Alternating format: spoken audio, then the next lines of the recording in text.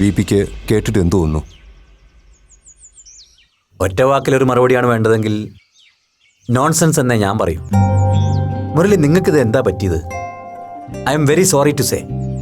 തന്നെ അശ്വതിയും പോലുള്ള ആളുകളിൽ നിന്ന് ഞാൻ ഇങ്ങനൊരു നീക്കം ഒരിക്കലും പ്രതീക്ഷിച്ചില്ല.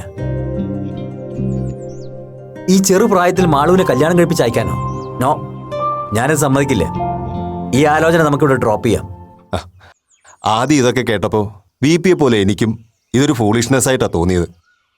പക്ഷേ ആ പയ്യൻ്റെ ബ്രദറിലോ കാര്യങ്ങൾ ഡീറ്റെയിൽ ചെയ്തപ്പോൾ അതങ്ങനെ അങ്ങ് തള്ളിക്കളയേണ്ടെന്ന് തോന്നി. മാത്രമല്ല, ആ പയ്യനുമായിട്ട് സംസാരിച്ചപ്പോൾ ആള് ഭയങ്കര ഇമ്പ്രസീവായിട്ട് തോന്നുകയും ചെയ്തു. മാളുവിൻ്റെ കാര്യത്തിൽ അയാൾക്ക് ഒരു സീരിയസ് ആറ്റിറ്റ്യൂഡ് ഉള്ളത് കൊണ്ടാണല്ലോ വീട്ടുകാരുമായി അയാൾ ഡയറക്റ്റ് നമ്മളെ അപ്രോച്ച് ചെയ്തത്. പിന്നെ കേട്ടെടുത്തോളം ആ പയ്യൻ്റെ ചുറ്റുപാടും വളരെ ഹെൽത്തിയാണ്, ഫിനാൻഷ്യലി സൗണ്ടുമാണ്. ഓക്കെ, ഞാനിതൊന്നും ഡിനേ ചെയ്യുന്നില്ല. പക്ഷെ മാളുവിൻ്റെ പെർസ്പെക്റ്റീവിൽ നിന്ന് താൻ ഇതിനൊന്ന് കണ്ടുനോക്ക്. ഭാവിയെക്കുറിച്ച് എന്തൊക്കെ പ്രതീക്ഷകളാണ് അവൾക്കുള്ളത്? സ്വന്തം കരിയറിൻ്റെ കാര്യത്തിൽ അപ്പുവിനേക്കാൾ അംബീഷ്യസ് ആണോ അവള്? അതെനിക്ക് നന്നായിട്ട് അറിയാം. അതൊന്നും നിങ്ങൾ എന്തുകൊണ്ട് ആലോചിക്കുന്നില്ല?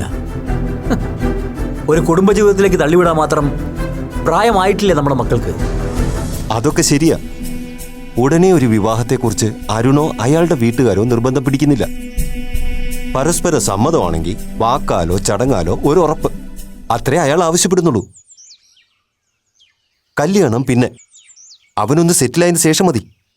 ഒരുമിച്ച് പഠിക്കുന്നു എന്ന് പറയുമ്പോൾ ഒരേ ക്ലാസ്സിലാണോ? അല്ല, അരുൺ സീനിയറാ.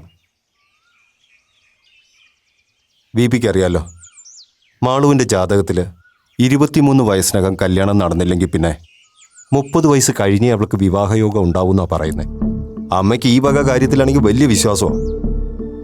പ്രായം ചെന്ന ആൾക്കാരെ നമ്മളായിട്ട് വിഷമിപ്പിക്കാനും പാടില്ലല്ലോ. അതുമാത്രമല്ല, പയ്യനെയും പയ്യൻ്റെ വീട്ടുകാരെയും ഒക്കെ ഞങ്ങൾക്ക് എല്ലാവർക്കും ഇഷ്ടപ്പെടുകയും ചെയ്തു. നിങ്ങളുടെ ഇഷ്ടമൊക്കെ അവിടെ നിൽക്കട്ടെ. What about Malu? അവൾക്ക് ഇഷ്ടമാണോ? അതാണല്ലോ അറിയേണ്ടത്. ഞാൻ മനസ്സിലാക്കിയെടുത്തോളം അവൾക്ക് താല്പര്യക്കുറവൊന്നുമില്ല. പിന്നെ അവൾക്കൂടെ താല്പര്യമുണ്ടെന്ന് മനസ്സിലാക്കിയിട്ടായിരിക്കുമല്ലോ അരുൺ ഇങ്ങനെ ഒരു പ്രപ്പോസലുമായി വരാൻ ധൈര്യം കാണിച്ചത്. ശരി, എന്നാ പിന്നെ നിങ്ങൾ ഇഷ്ടം പോലെ നടക്കട്ടെ. അങ്ങനെ പറഞ്ഞ് വി പി ഒഴിഞ്ഞു മാറരുത്. ഞാനിപ്പോൾ വന്നത് വി പിയുടെ ഒരു സഹായം ഉദ്ദേശിച്ചിട്ടാ. സഹായോ? അതെ, അരുണിനെ ഒന്ന് വി പി നേരിട്ട് കണ്ട് സംസാരിക്കണം. ഞാനോ? എന്തിന്? അതിൻ്റെയൊക്കെ ആവശ്യമുണ്ടോ മുരളി? ആവശ്യമുണ്ട്. പയ്യനെ വി പി ഒന്ന് നേരിട്ട് കണ്ട് സംസാരിക്കുമ്പോൾ കുറച്ചുകൂടി ഡീറ്റെയിൽ ആയിട്ട് അയാളുടെ ക്യാരക്ടർ നമുക്ക് കിട്ടുമല്ലോ. വി പി ഓക്കെ പറഞ്ഞാലേ എനിക്കും അശ്വതിക്ക് വിശ്വാസമാവും. അതുകൊണ്ട് ഈ കാര്യത്തിൽ ഒരു ഉപേക്ഷ വിചാരിക്കരുത്. ശരി, നോക്കാം. പറ്റിയ ഇന്ന് തന്നെ അരുണിന്റെ നമ്പർ ഞാൻ മെസ്സേജ് ചെയ്യാം. സൗകര്യം പോലെ വി പി ഒന്ന് വിളിച്ചാൽ മതി. കല്യാണം എന്തായാലും 1.5 വർഷം കഴിഞ്ഞേ ഉണ്ടാവുള്ളൂ. അങ്ങനെയെങ്കിൽ നമുക്ക് അപ്പോഴേക്കും അപ്പുവിന് പറ്റിയൊരു ബന്ധം എവിടെന്നെങ്കിലും നോക്കിയാലോ? 2 കല്യാണം കൂടെ ഒരുമിച്ചങ്ങ്.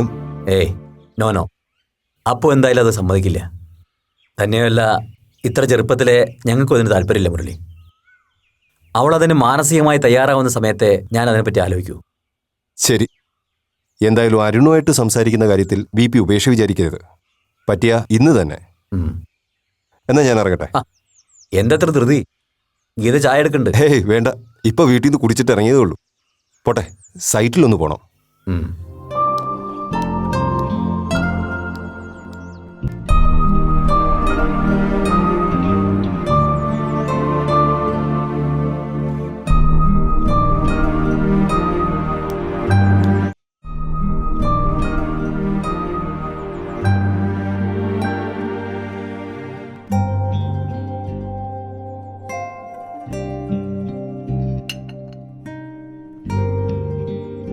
മുരളി എവിടെ പോയി?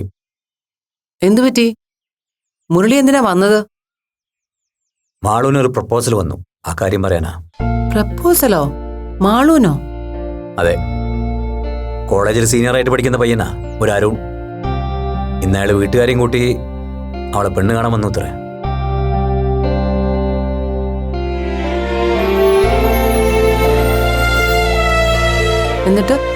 എന്നിട്ടെന്താ, അശ്വതി മുരളിയൊക്കെ അത് സീരിയസ് ആയിട്ട് എടുത്തിരിക്കുക.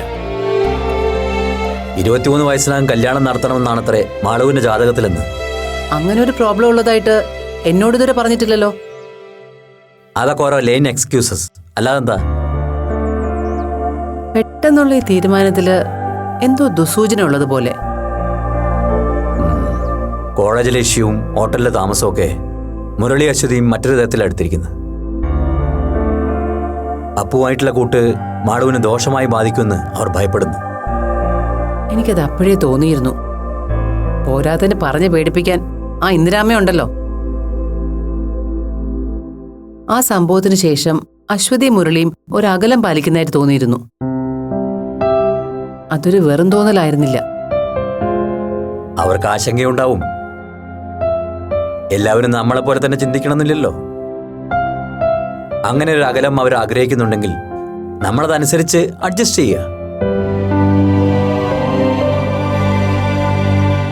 ആ പയ്യനെ ഞാൻ നേരിൽ കണ്ട് സംസാരിക്കണമെന്ന് ആ മുരളി പറയുന്നത്.